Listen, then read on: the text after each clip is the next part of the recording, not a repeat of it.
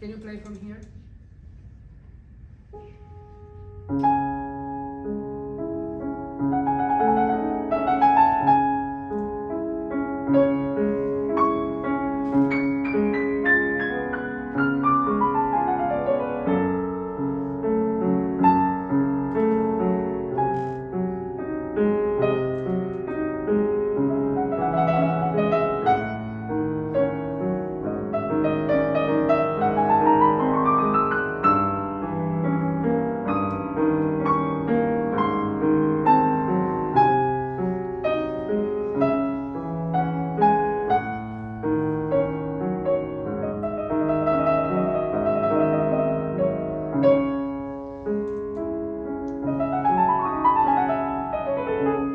Okay, good. I get it. Actually, you're doing just fine. You have beautiful articulation.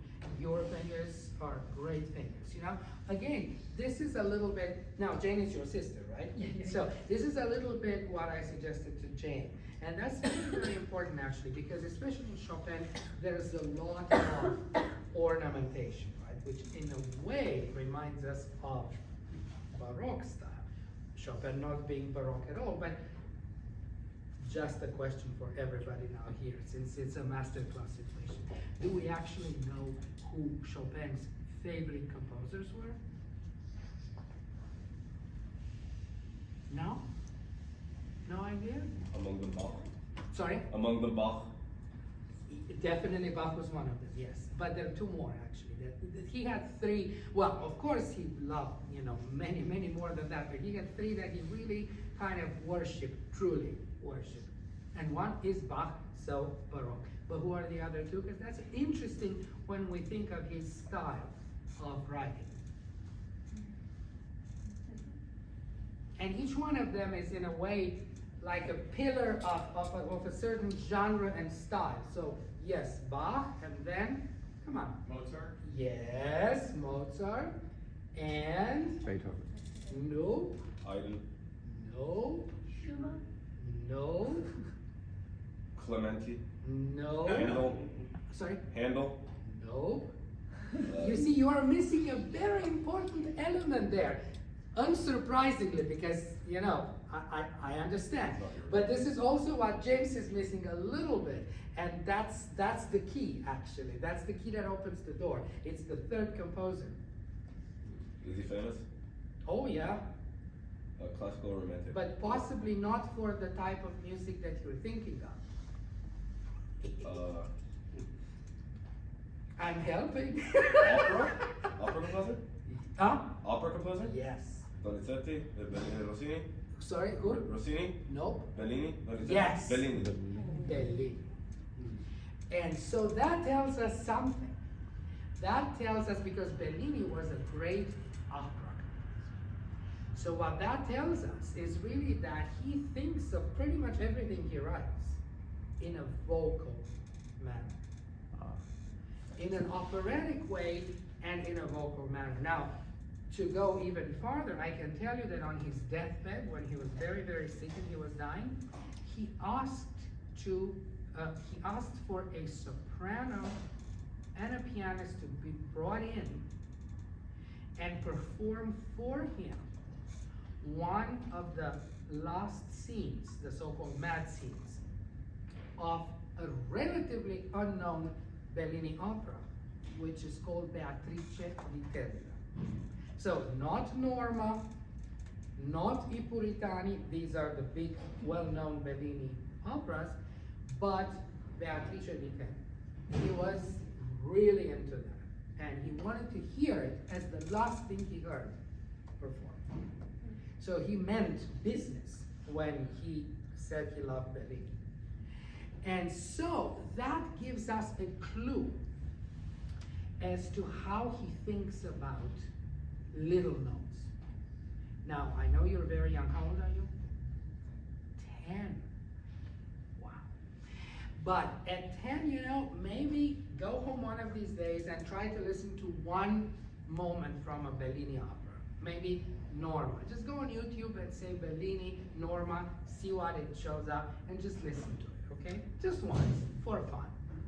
And you will see what I mean, because there are so many notes in these operas, in these arias. And you look on the page and you think, how can anybody sing that? Because they look exactly like this. And it's one thing to move your fingers, right? But it's another thing to actually sing them, to articulate them, to be able to, produce that sound. But that gives us a major clue into what he meant when he put stuff like that in the music. Because unlike other composers, even Beethoven actually, they're not supposed to, they're not supposed to sound, they're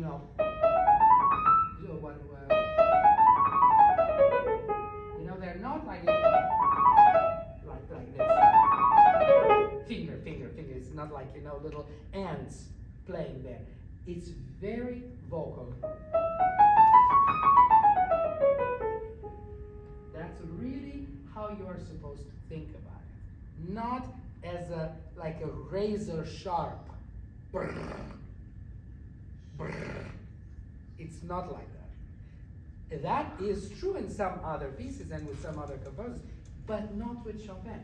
So basically, in a way, that A, makes things easier if you think of them as a melody rather than fingers, and B, also tells you exactly in what tempo you should be playing them, because it's not as fast as you think most of the time. I mean, I'm not saying that they should go, of course not, but still,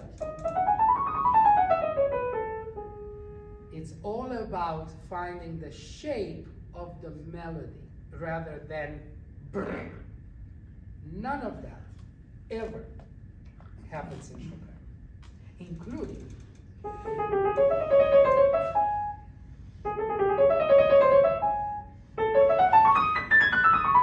and so on, right? It's never like a razor, like a brr.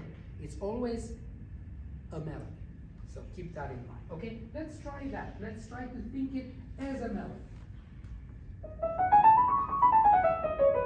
Well, you see. How good was that? Absolutely brilliant. Now can we put both hands maybe? And anywhere you want to go from. A little before, but just wherever you can. Your choice. Okay. Also, if we're going that far back, I want you to use a little bit more of this and make sure that you are not overcharging with the pedal. I mean, you're doing fine, but you tend to be a little lazy on the pedal.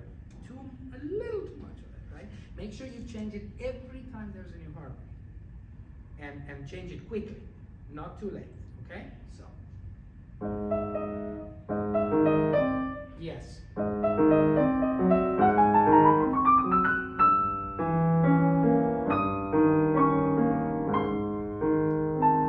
Bravo. That's good.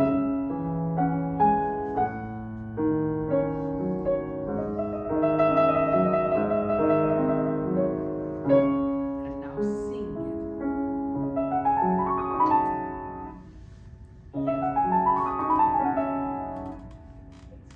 I know, but you see, no, don't think about it. You know what? This is your slave. You know what a slave is? I mean, it may not be the right thing to say today, but I don't have another one. You have to think of it as your slave. You just tell it what to do and does it, That's how the left hand has to be. Don't let it disturb you. You're letting it disturb you. Don't. The right hand rules. That's the one you really have to think of. Let's try. Maybe right there. That's fine, I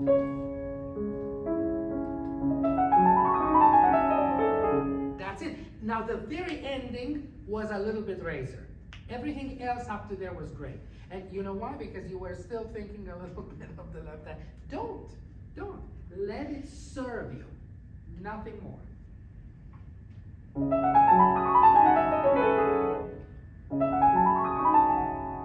How about just an idea? How about we do just right hand once again, but a little slower? Just think of it as a slower melody, not as a fast melody. Yeah, you see there are certain notes that you are still razor blading through. So you kind of sound like this. Am I right? Yeah, not good, because you have to make sure that every one of them speaks. You see, I don't let anyone get away from it. So try that just to listen to it. You don't have to do anything different with your fingers. Your fingers are perfect. But it's about how you listen to it. Aha, that was great. That was great. Keep going. Keep doing it. Well, that's it. Let's do it a couple more times, just like this. Think singing.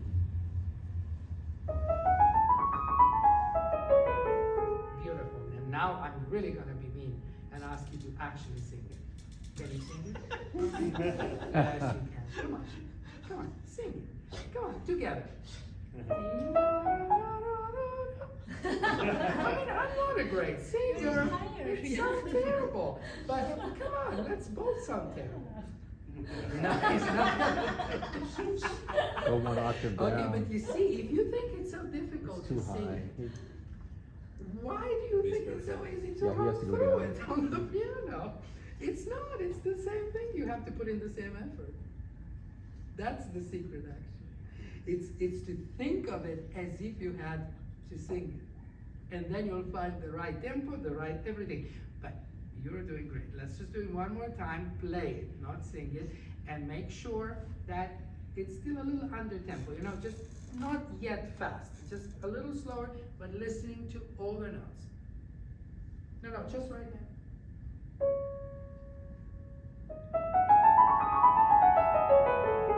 That's perfect. Now let's just tiny bit change the tempo, but keep exactly the same approach.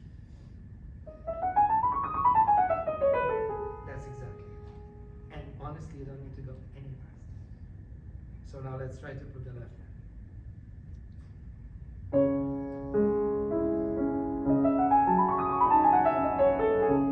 Well, except the last three notes, it was amazing. But then the last three notes, you decided to razor blade them. Yeah, again, listen to what you're producing. It's all in the ear. It's nothing in the fingers. I mean, there's a lot in the fingers, but everything you're doing is fine. So there's nothing you're doing wrong.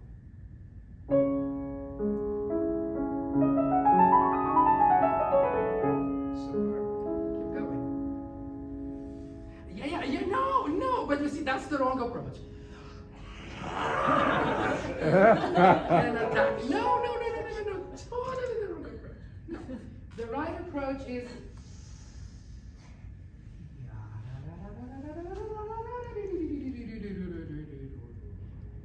That's it. It's easy. Right?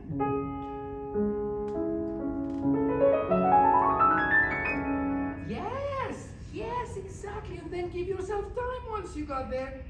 And turn around and come back. This is not a chase. This is not Tom and Jerry. That's for Jay. This is not Tom and Jerry. No. So, very good. Keep doing it. And again, it's all about singing.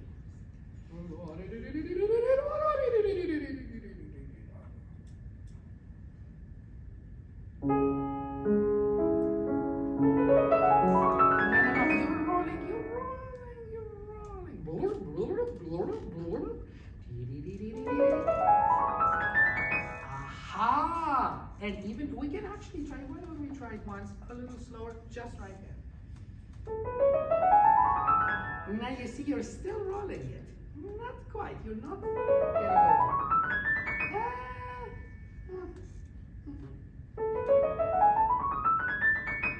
This is much better. There were two places where you rolled minimally, but I hear you.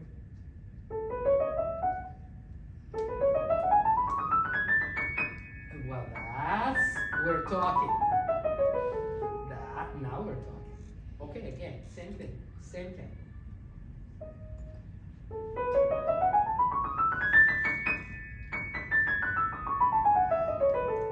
Bravo. And again, same tempo. No rolling whatsoever.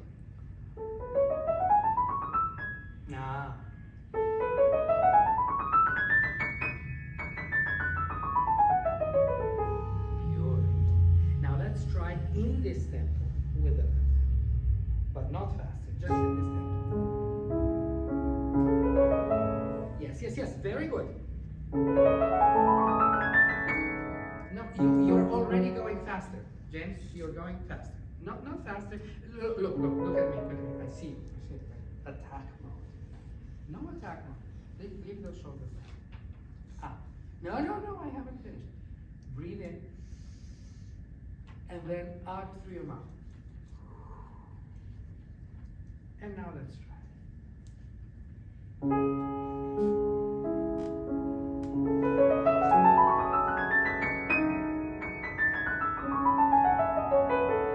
Bravo! Yeah.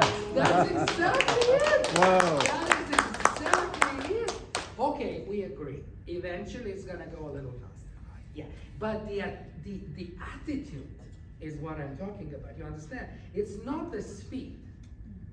It's the way you look at it. Because if you look at it, then we are not gonna get it right. No, not gonna happen. If you take the time and then relax and you think singing, not necessarily do it. Though I wish I could hear you sing that once. But okay, I won't insist. You understand what I'm saying, right? Okay, brilliant. Anything else you want to ask me here? Do you want to play anything for us or not? It's up to you. It's up to you. I mean, you don't have to say yes if you don't want to. From the beginning, you mean? Oh, sure, of course. Let's hear it.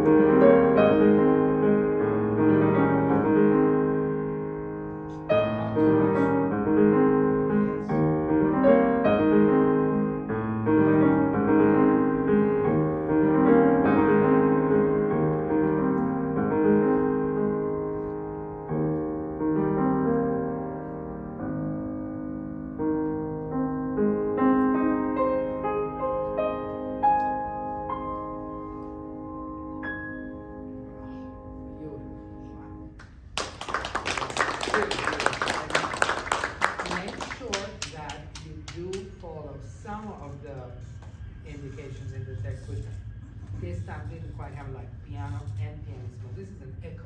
You know what an echo is? You do. Yes? You know? Hey, it's me! Right? You sort of hear it from the other side. So that is the kind of effect you want to go, and therefore, they sounded a little bit too much the same. Also, careful, this is pianissimo. You start a little bit too heavy on that, okay? Eventually you kind of got back into the flow of pianissimo, but the beginning was too loud. Anyway, beautiful playing, beautiful sensitivity. Make sure the pedal is not too thick, okay? You have to make sure you change it. I agree, you have to use it all the time, but you have to change it. And when you change it, you have to put it immediately after the note, not on the note. You know that? Or do you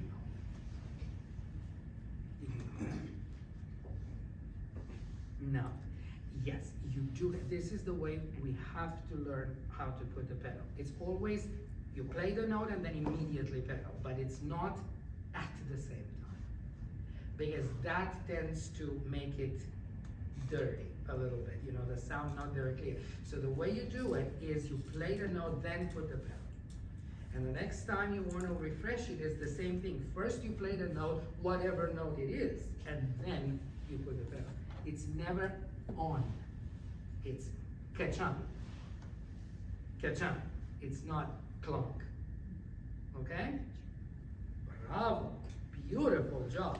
And you see, you get to keep James is talking about the bravo. Beautiful. Beautiful. Okay. Anybody? Yes? Chopin? I mean, it's up to you. I mean, I don't want to